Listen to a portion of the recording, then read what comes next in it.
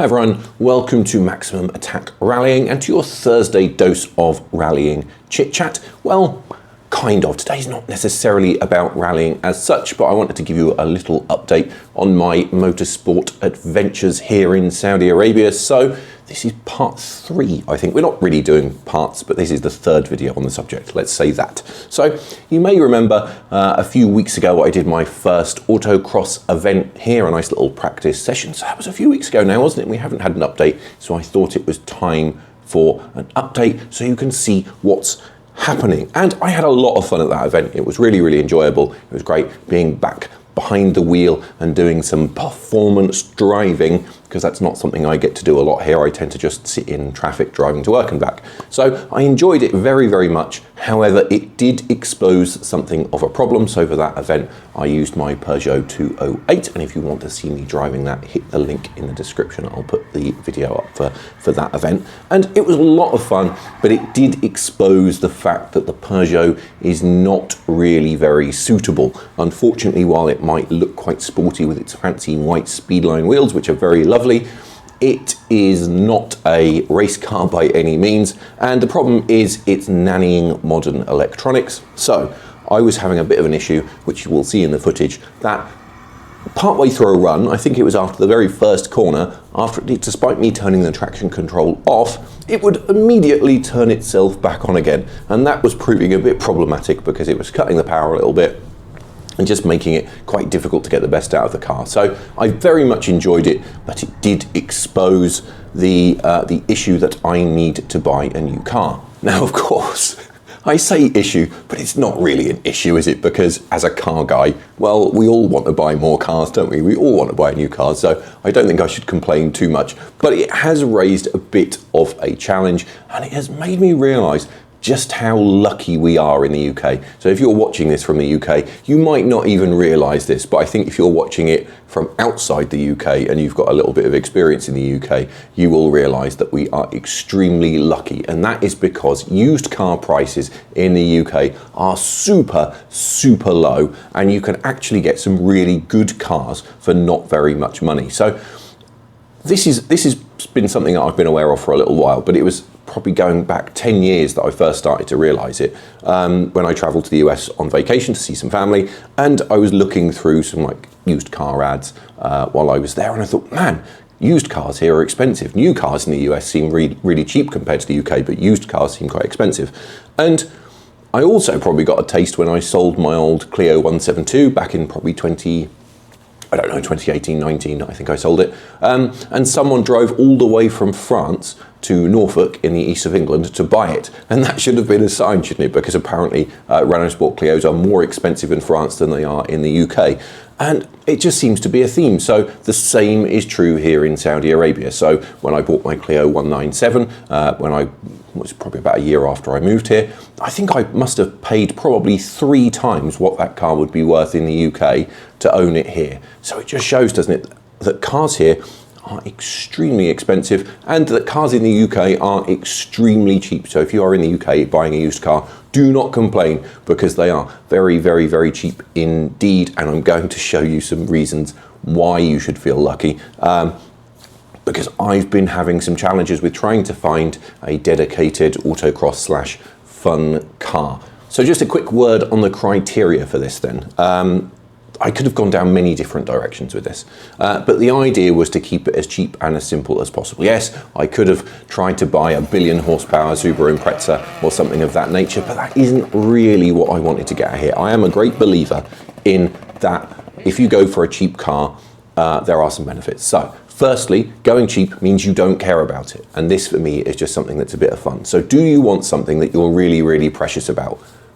No, you don't. It's no different to someone who's starting drifting. You don't go out immediately and buy a pristine Nissan 200SX, do you? You go and buy a ratty old BMW or Nissan 350Z, and you just accept the fact that you're going to get some bumps and scrapes. So there is beauty, I think, in having something as cheap as possible.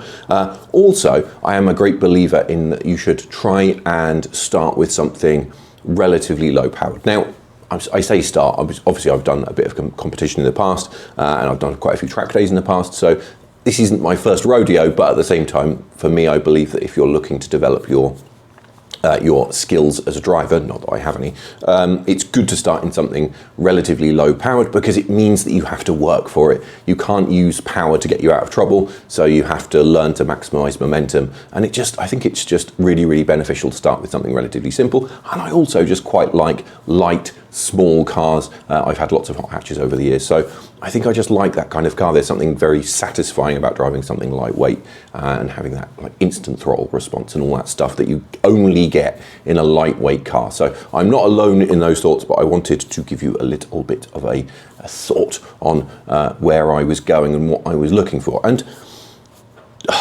that has presented a bit of a problem here, because while I really like small, light cars, they are not that popular here. Obviously, there are lots of small cars here. Cars like the Toyota Yaris sell very well here because there are lots of people that want affordable cars. However, they are not hot hatch people. Obviously, bigger SUVs and things are very popular, and bigger sedans are very popular. Saloon cars here are very popular for some reason when they're not in Europe. So you see lots of Corollas and things. They all tend to be saloons here rather than hatchbacks.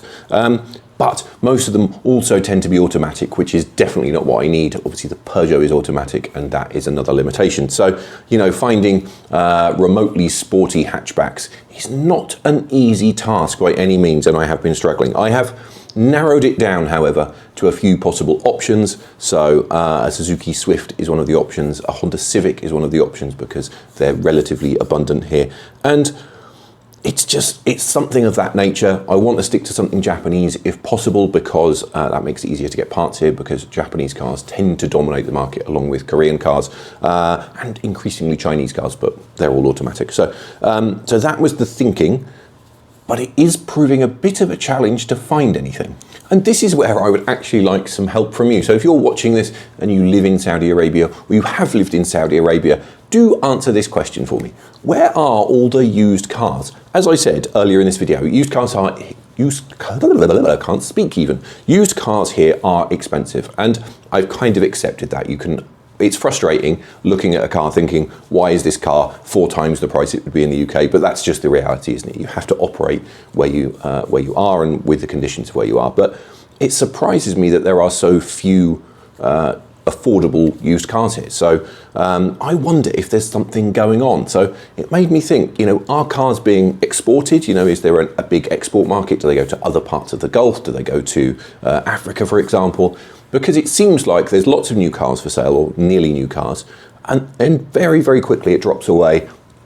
And it seems that once you get to sort of 10 years old, it's actually very difficult to find good conditioned cars. Now, there are other reasons for that. The climate here is extremely harsh. Obviously, it can reach 40 degrees quite easily here on the west coast, even more if you're in Riyadh, the capital. And heat is not kind to cars. Obviously, plastics and things get damaged, interiors get damaged, paint gets damaged. So it is a very, very harsh climate for cars. So there is obviously that part of it.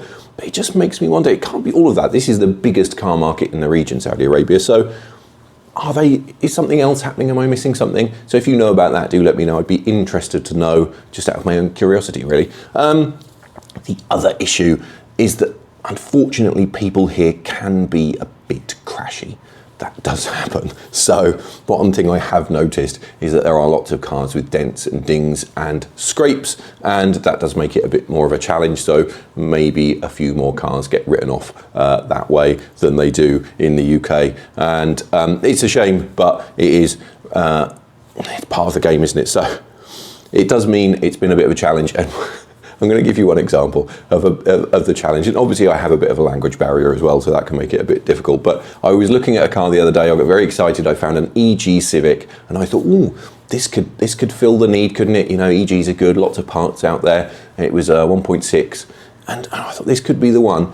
So there was only one picture in the ad, so I sent the guy a message. It turns out it didn't have any of its any valid inspection, so it's MOT equivalent. But I thought, well, maybe that's not a deal breaker. And then a couple of days later, I rechecked the ad, and he had put some more pictures on there. And it turns out that the back of the car had been stoved in where someone had run into it. But he didn't think to mention that in the ad for some reason, and didn't think to mention that when I sent him a WhatsApp message asking about the car. So it's been a bit of a challenge, let's say. However, I am not giving up. I wanted to update you to say that we are in a holding pattern because I am not giving up. I will find a suitable car, even if that means I have to expand my search. So I will look further afield, look in Riyadh and Mecca and see if I can find something there and get it transported here if necessary. Or I've even been looking at classified websites in Dubai because cars in Dubai tend to be a bit cheaper and tend to be in better condition for some reason. So that is also an option. I will persist, and I will, as soon as I have a proper update, I will bring it to you, and hopefully we will very soon have a new car video. In the meantime though, there are still lots of things that I can do, chiefly among which is finally lowering the 208. Will that make it any better on track? Who knows, but it will make it look better, won't it? So I will definitely get on with that, and we have lots of exciting things coming up in the meantime as well. I've got a few surprises for you this year, so do stay tuned for that. I'm very excited. There's some cool things coming over the next few months, so keep your eyes peeled. As always, make sure you like and subscribe, and if you have any car buying advice, if you do happen to be here in Saudi Arabia, do let me know. And I think we'll leave it there. I will see you next time. Thank you very much for watching, and like I said, hit that subscribe button. It definitely helps, and I have to keep saying that because the algorithm wants me to. See you next time.